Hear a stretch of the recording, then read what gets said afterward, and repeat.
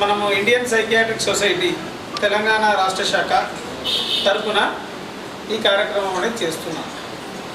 ఈ కార్యక్రమం ముఖ్య ఉద్దేశం ఏంటంటే మానసిక వ్యాధులపైన, నరాల సమస్యలపైన అవగాహన కలిగి ఉండాలని ఈ కార్యక్రమం చేస్తున్నాం. నేను ఇండియన్ సైకియాట్రిక్ సొసైటీ తెలంగాణ రాష్ట్ర శాఖ ప్రధాన కార్యదర్శి డాక్టర్ విశాల్. అయితే ఈ ప్రోగ్రాం మన నిజామాబాద్ అని కాదు, మన తెలంగాణ రాష్ట్రం మొత్తం చేస్తున్నారు, దేశవ్యాప్తంగా చేస్తున్నారు, ప్రపంచవ్యాప్తంగా ఈ కార్యక్రమం చేస్తున్నారు. ఎందుకు చేస్తున్నారు? యాక్చువల్ మీరు అనుకోవచ్చు, సార్ ఏంటి మేము ఎంత ఊళ్ళో నుంచి వచ్చినాము, మాకు వెళ్ళే బిజీ ఉంది, అయినా కానీ మా సార్ పిలిచి కూర్చోబెట్టేయడం మా టైం అయితే వేస్ట్ అవుతుంది. కానీ తర్వాత మేము మాకు ఈ అకేషన్ రోజే టైం ఇవ్వగలుగుతాం, మిగిలిన రోజు పేషెంట్లకు టైం అంటే చూస్తాం, కానీ ఇవన్నీ చెప్పడానికి అవకాశం దొరకదు. ఒక్కొక్కరికి చెప్తే టైం పడుతుంది. అందరికి కలిసి ఒకరోజు చెప్తామని ఈ అకేషన్ని మేము ఎంచుకోవడం జరిగింది. అది అకేషన్ రోజు మనకు చాలామంది ఇక్కడ రావడం జరిగింది. అయితే మనం ముఖ్యంగా నాతో పాటు ఉన్నారు మన డాక్టర్ నవీన్ గారు, క్లినికల్ సైకాలజిస్ట్, అండ్ నేను కౌన్సిలింగ్ మరియు ఈ కొన్ని రుగ్మతలను అసెస్ చేయడానికి, న్యూరో సైకలాజికల్ అసెస్మెంట్ చేయడంలో స్పెషలిస్ట్. తర్వాత ప్రసాద్ గారు ఉన్నారు, ఆయన సైకాలజిస్ట్. మీకు అందరూ తెలుసు, మీకు వచ్చే ముందు అన్ని చెక్ అంటే జస్ట్ హిస్టరీ తీసుకోవడం కానీ, మీ కౌన్సిలింగ్ ఇవ్వడం కానీ అట్లాంటివి చేస్తుంటారు. సో నేను ఎట్లా మీకు తెలుసు, నేను చూస్తున్నాను కాబట్టి చాలా రోజులు చూస్తున్నాను. అయితే ప్రాబ్లం ఏంటంటే ఇవాళ ఈ మానసిక సమస్య, ఇది స్కిజోఫ్రీనియా అంటే ఏంటి చాలామందికి తెలియదు. స్కిజోఫ్రీనియా అంటే ఏంటంటే చాలామందికి తెలియదు. ఏదో స్కిజోఫ్రీనియా అంటే ఎవరు తెలుసా? నాకు కూడా తెలియదు. నేను డాక్టర్ అయినా అంటే ముందు తెలుసు, కానీ డాక్టర్ అయినా కొద్దిగా తెలుసు. మీరు ఇప్పుడు ఏమవుతుందంటే సోషల్ మీడియా పెరుగుతుంది, కమ్యూనికేషన్ పెరుగుతుంది కాబట్టి చాలామందికి అవగాహన వస్తుంది. అయితే నేను ఏంటంటే ఈ స్కిజోఫ్రీనియా జబ్బు ఏంటంటే చాలా మందిలో మనం చూస్తుంటాం. ఇప్పుడు ఇంట్లో ఏం చేస్తుంటారంటే భార్య భర్తలు బాగానే ఉంటారు, కానీ ఏమవుతుందంటే భర్త ఏమనుకుంటారంటే భార్య పైన అనుమానం ఉంటుంది. కొందరు ఇంట్లోనేమో భార్యకు భర్త పైన అనుమానం, భర్త భార్య పైన అనుమానము. దీనివల్ల ఏమవుతుందంటే ఆ చిలికి గాలివాన అయిపోయింది, కొట్లాట వాళ్ళకి వెళ్తే కొట్లాట కాస్త ఏమవుతుంది, ఆ అనుమానంతో ఏమవుతుంది, భర్త భార్యను చంపడము, భార్య భర్తను చంపడం. ఇలాంటి పేపర్లో మనం చూస్తున్నామా? సో అలాంటి సంఘటనలు వస్తున్నాయి. ఈ మధ్యన కూడా ఒకటి మన ఆర్మూర్లోనే ఒక ఘటన జరిగింది. అందులో ఏం జరిగింది, భర్తకు భార్య పైన అనుమానం. ఆయన దుబాయ్ నుంచి వచ్చాడు, భార్య పైన అనుమానం. ఈ ఎందుకు వస్తుంది అనుమానం, ఈ జబ్బు ఎందుకు వస్తుంది మనం అనుకోవచ్చు. ఈ అనుమానం రావడానికి గల కారణం ఏంటి? అనుమానం ఎందుకు వస్తుందంటే మెదడులో కొన్ని రసాయన మార్పులు జరిగినప్పుడు, మనకు కొన్ని రసాయనాలు జరిగినప్పుడు ఈ అనుమానం అనేది వస్తుంది. అది రసాయనాలు పెరిగితే అనుమానానికి ఏం సంబంధం అనుకోవచ్చు. మన మెదడులో చాలా రకాల రసాయనాలు ఉంటాయి. ఇప్పుడు బండిలో ఎట్లయితే పెట్రోల్ ఉంటుందో, మనకు మొక్కకి ఎట్లయితే నీరు తీసుకుంటుందో, మన మెదడు కూడా కొన్ని రసాయనాలు అవసరం. అంటే మనిషి మంచిగా మాట్లాడాలన్నా కానీ, ఆలోచనలు బాగుండాలన్నా కానీ, లేకపోతే మనకు సొసైటీలో నలుగురితో కలవాలన్నా కానీ, ఒక అనుమానం లేకుండా ఉండాలన్నా కానీ ఆ రసాయనాలు అనేది పుష్కలంగా ఉండాలి. ఎప్పుడైతే మనం ఒత్తిడి పడ్డప్పుడు, మనం స్ట్రెస్ పడ్డప్పుడు ఏమవుతుంది, మన మెదడులో రసాయనాలు తగ్గిపోతాయి. ఎట్లా తగ్గిపోతాయి? ఇప్పుడు ఉదాహరణ చూడండి, మనకి ఎండ వస్తే మనకు చెరువులో ఎండ కొట్టినప్పుడు వాటర్ ఎట్లయితే ఎవాపరేట్ అవుతాయో, చెరువులు ఎట్లా ఎండిపోతాయి కదా. ఎందుకు ఎండిపోతాయి? సూర్యరశ్మి పడ్డప్పుడు ఆ వాటర్ అనేది ఎంగిపోతాయి. మనకు కూడా ఒత్తిడి పడ్డప్పుడు ఏమైతే మెదడులో కొన్ని రసాయనాలు తగ్గిపోతాయి, కొన్ని పెరుగుతాయి. సో దీనివల్ల ఏమైందంటే మెదడులో ఏమైందంటే కొన్ని విషయాలు అంటే మనకి ఏంటంటే మనిషి లేకపోయినా ఉన్నట్టు కనిపిస్తుంటుంది, లేకపోతే శబ్దాలు వినిపిస్తుంటాయి. ఇలాంటి దానివల్ల ఏమవుతుందంటే మనిషి ఇబ్బందికి గురవుతుంటాడు, భయానికి గురవుతుంటాడు. తర్వాత కొన్నిసార్లు చనిపోవాలని ఆలోచనలు వస్తాయి, లేకపోతే ఎదుటిపైన దాడి చేస్తుంటాడు, ఎదుటివాడిని చంపేస్తుంటాడు. ఇలాంటి సంఘటనలే మనం రోజు పేపర్లలో చూస్తున్నాం. సో ఇలాంటి సంఘటనలు జరగకుండడానికి ఏంటంటే ప్రపంచ ఆరోగ్య సంస్థ ఈ ప్రపంచ స్కిజోఫ్రీనియా దినోత్సవం అనేది ఒకటి పెట్టడం జరిగింది. ఈ స్కిజోఫ్రీనియా దినోత్సవం అంటే ఈ అనుమానం జబ్బుని ఏ విధంగా కంట్రోల్ చేయవచ్చు, ఈ మన కేర్ గివర్స్ ఏ విధంగా జాగ్రత్తలు తీసుకోవాలి, పేషెంట్స్కి ఎలాంటి జాగ్రత్తలు తీసుకోవాలనేది ఈరోజు చెప్పడానికి ఈ సమావేశాన్ని ఏర్పాటు చేయడం జరిగింది. అది చాలామంది మీరు చూస్తుంటారు, చాలామంది గల్ఫ్ కంట్రీస్కి వెళ్తున్నారు. గల్ఫ్ కంట్రీ నేను ఒక ఉదాహరణకి ఏంటంటే రీసెంట్గా ఒక పేషెంట్ని చూశాను. ఆ పేషెంట్ ఏంటంటే పాపం ఉపాధి కోసం గల్ఫ్ కంట్రీకి వెళ్ళాడు. గల్ఫ్ కంట్రీకి వెళ్ళిన తర్వాత అక్కడ షేక్ ఏం చేశాడు, ఆయన ఒక ఉద్యోగం ఇచ్చాడు. ఉద్యోగం ఇచ్చిన తర్వాత ఏం చేశాడు, ఎక్కడంటే ఎడారిలో ఏం చేయాలి, ఒంటల్ని గాయాలి. ఎవరు ఉండరు అక్కడ, ఒక్కడే ఉంటాడు, ఇంకెవరు ఉండరు. అయితే ఆయన ఏంటంటే డబ్బులు వస్తున్నాయి, ఇంటికి డబ్బులు నాకు ఇక్కడ 10,000 వచ్చేది, అక్కడ 80,000 వస్తున్నాయని వెళ్ళాడు. మంచిగానే ఉంది, కానీ అక్కడ ఏం చేశాడు, మంచిగా రోజు ఒకడే ఉండాలి వాచ్మెన్. చుట్టుపక్కల ఏముంటాయి అన్నీ ఎడారి, అందులో ఎడారి వీళ్ళ ఫామ్ హౌస్లు ఏముంటాయి, వంటలు ఉంటాయి, వంటలు తప్ప ఇంకేముండవు. వాడే వండుకోవాలి, వాడు తినాలి. ఆ ఒత్తిడిలో ఒక 5 ఏళ్ళు ఉన్నాడు. ఎందుకు ఉన్నాడు? ఉపాధి కోసం. ఇంట్లో డబ్బులు లేవు కాబట్టి అక్కడ వరకు వెళ్ళాడు. నెలకు 80,000 రూపాయలు, అంటే ఇండియన్ కరెన్సీ 80,000 రూపాయలు వస్తున్నాయి కాబట్టి అక్కడ ఉన్నాడు. ఉన్న తర్వాత ఏమైంది, 5 సంవత్సరాల తర్వాత ఏమైందంటే ఆ ఒత్తిడి ఒక్కడే ఉండడము, ఆ ఇంటితో కమ్యూనికేషన్ కూడా ఒక్కొక్కసారి సిగ్నల్స్ ఉండకపోయి ఒత్తిడితో ఏమవుతుంది, ఒకసారి ఏమైందంటే ఆయనకి ఏంటంటే విచిత్రంగా ప్రవర్తన స్టార్ట్ చేశాడు. ఎలా ప్రవర్తన అంటే తనలో తాను మాట్లాడుకోవడము, తర్వాత అలా ఓనర్ పైన అనుమానపడము, తర్వాత అట్లా ఉంటే ఏం చేశారు, వాళ్ళు ఏం చేశారంటే ఇంటికి పంపించేశారు. ఇంటికి వచ్చిన తర్వాత భార్య పైన అనుమానం, భార్య ఎవరితో అక్రమ సంబంధం ఉందని అనుమానం, అక్కడ ఏం లేదు అనుమానం ఉందన్నాడు. అనుమానం కాస్త ఏమైంది, అది పెనుభూతంగా మారిపోయి ఏంటంటే ఒకరోజు ఆమెను చెప్పడానికి ప్రయత్నం చేశాడు. ఎందుకంటే ఈమె ఎవరితో అక్రమ సంబంధం ఉందని చెప్పి చెప్పడానికి ప్రయత్నం చేశాడు. కానీ చివరికి ఏంటంటే ఆమె ఏంటంటే తప్పించుకొని బయటకు వెళ్ళిపోయింది. తర్వాత చివరికి ఏంటంటే వాళ్ళ ఫ్యామిలీ మెంబర్స్ ఆ పేషెంట్ తీసుకొని రావడం జరిగింది. తీసుకొచ్చిన తర్వాత మాట్లాడాను, ఏమైందంటే ఇట్లా ఉందని గుర్తించిన తర్వాత ఆయన ఒత్తిడిని గుర్తించి ఆయనకైతే కొన్ని మందులు ఇచ్చాము. కొన్ని మందుల తర్వాత కొన్ని ట్రీట్మెంట్ చేసిన తర్వాత మంచిగా అయిన తర్వాత ఏంటంటే ఆయనలో అనుమానాలు మొత్తం పోయినాయి. ఆ మందులు వాడిన తర్వాత అనుమానాలు పోయినాయి. 2 భార్యాభర్తలు మళ్ళీ కలిసి ఉండడం జరిగింది. అంటే ఎందుకు ఇలా కారణం ఏంటి, ఒత్తిడి. మనిషిలో ఆ ఒత్తిడి వలన ఆయన నిజంగా మృగం కాదు, భార్యను చంపే అతను కాదు, కానీ 5 సంవత్సరాలు ఒంటరిగా ఉండి ఆ ఒత్తిడి భరించలేక మెల్లిగా మానసికంగా డిస్టర్బ్ అయిపోయి ఇలా జరిగింది. అది మన దగ్గర ఏం చేస్తారు, ఇట్లా జరగగానే వీడికి దయ్యం పట్టింది, భూతం పట్టింది అని చెప్పి ఏం చేస్తారు, ఫస్ట్ ఆ వేప కొమ్మలతో కొడతారు, లేకపోతే మంత్రాలు కడతారు, తాయితులు కట్టిస్తారు. అప్పటికి కాస్త ఏమవుతుంది, ఆ జబ్బు అనేది పూర్తిగా పెరిగిపోతుంది. పూర్తిగా పెరిగిపోయి ఏమవుతుందంటే అది ముదిరిపోయినాక డాక్టర్ అప్పుడు గుర్తుకొస్తాడు. అప్పుడు డాక్టర్ కూడా ఏం చేయలేని పరిస్థితి. నేను అనేది ఏంటంటే ఈ సమావేశం ముఖ్య ఉద్దేశం ఏంటంటే తొలిత దశలోనే గుర్తుపట్టచ్చు. ఎవరైనా చిన్న అనుమానాలు, ఇప్పుడు భార్యాభర్తల మధ్యలో అనుమానాలు ఉంటాయి, దాన్ని గుర్తుపట్టాలి. మొన్న రీసెంట్గా నా దగ్గర ఒక కేసు వచ్చింది. ఇక్కడే మన దగ్గర నిజామాబాద్ పరిసర ప్రాంతాల నుంచి ఒక పేషెంట్ ఏమంటాడంటే భార్య దగ్గర విపరీతమైన స్మెల్ వస్తుంది అంటాడు. విపరీతమైన స్మెల్ వస్తుందంటే పాపమని లేడీ డాక్టర్ చూపించిండు, స్కిన్ డాక్టర్ చూపించిండు, అంతా చూపించారు, కానీ అంత స్మెల్ వస్తుందని కంప్లైంట్. చివరికి ఒక డాక్టర్ ఏం చేశాడు, జనరల్ ఫిజిషియన్ చూసి ఇది మేము చూసేది కాదు, ఈ అనుమానాలు ఉన్నాయి, ఆ భార్యకి అట్లా స్మెల్ ఏం లేదు, నువ్వు ఒకసారి సైకియాట్రిస్ట్ని కలవమని చెప్తే వాళ్ళు పంపించారు. పంపిస్తే నేను చెప్పాను ఆయన, ఇగో మరి అన్ని చెకప్ చేశారు, అన్ని నార్మల్ ఉన్నాయంటే వినట్లేదు.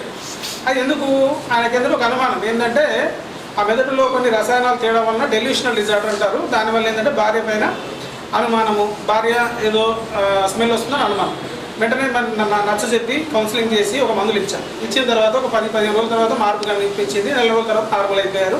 మళ్ళీ భార్య భర్తలు కలిసి ఉన్నారు. వాళ్ళ కౌన్సిలింగ్ కూడా చేయడం జరిగింది. అంటే ఇట్లాంటి సంఘటనలు ఏవైతే మనం ఏమనుకుంటాం, ఎవడో మందు పెట్టాడు, ఏదో అది పెట్టాడని ఏం చేస్తాం, మనము తాయితులు కట్టిస్తాం. సో అట్లానే కాకుండా కొందరు ఏమవుతుందంటే ఈ వంశపారంపర్యంగా కొందరిలో వస్తుంది. దానివల్ల ఏమవుతుందంటే ఇట్లాంటి తనలో తాను మాట్లాడుకుంటారు, నవ్వుకుంటారు, తర్వాత లేకపోతే డిప్రెషన్లోకి వెళ్తుంటారు. వాళ్ళని కూడా ఏం చేస్తుంటాం ఫస్ట్ రాగానే ఇప్పుడు దయ్యం పట్టిందని చెప్పి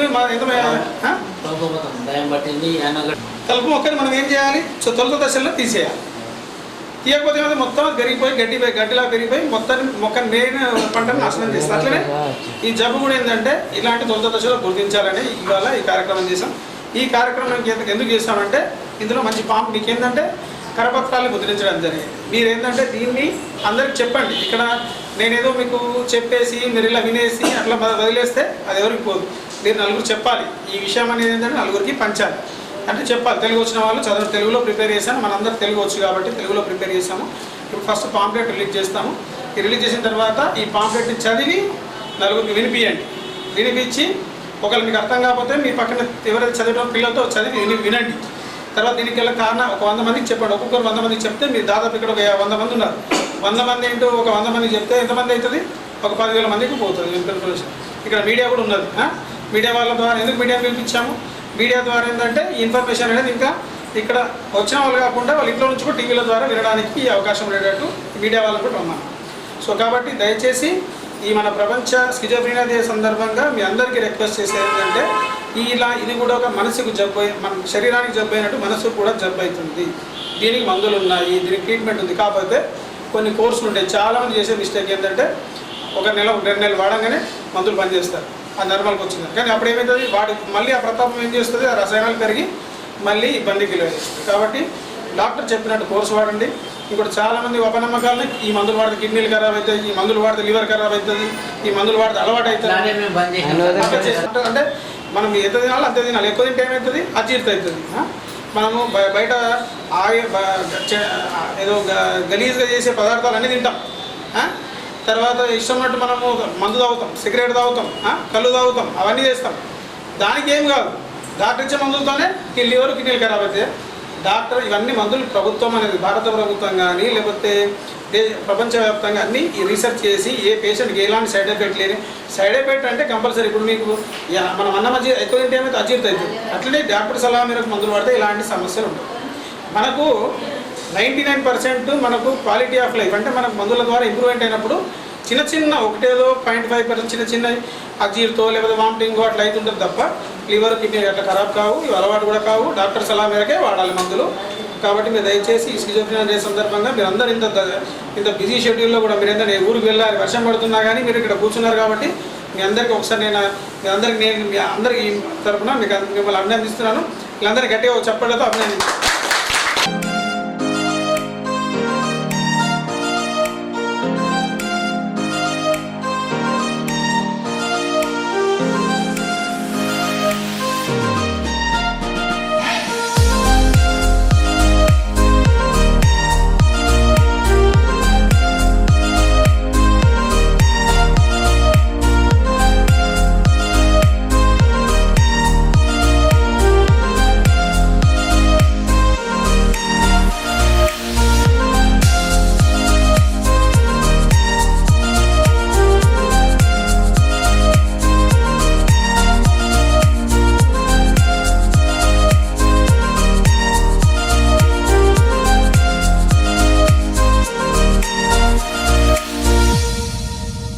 అందరికీ నమస్తే.